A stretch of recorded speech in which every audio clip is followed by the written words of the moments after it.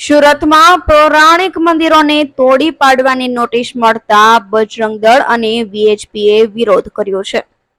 સુરતમાં રસ્તામાં અથવા નડતર રૂપ મંદિરને હટાવવા હાઈકોર્ટના હુકમ બાદ પાલિકા દ્વારા નોટિસ આપવામાં આવી છે.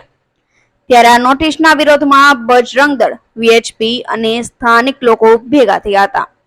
સુરત કલેક્ટરને આવેદનપત્ર આપીને આ નિર્ણય પરત લેવા માંગ કરી છે.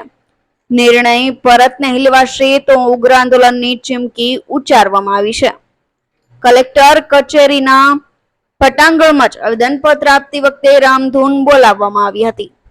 બજરંગ દળના પ્રમુખ કમલેશ કયાડાએ કહ્યું કે જમ્મુ કાશ્મીરની અંદર શ્રદ્ધાળુઓની બસ પર થયેલા હુમલાના વિરોધ કરવામાં આવ્યો છે.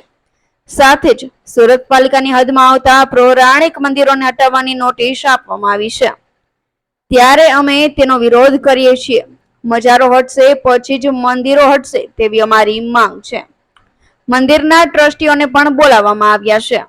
આગામી સમયમાં અમે જલદ કાર્યક્રમ આપીએ છીએ. સરકાર ગમે તે હોય, અમે હંમેશા હિન્દુઓની સાથે જ છીએ.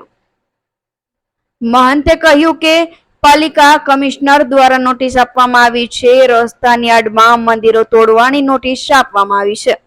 મંદિરને તોડવા કરતા વૈકલ્પિક વ્યવસ્થા કરવી જોઈએ.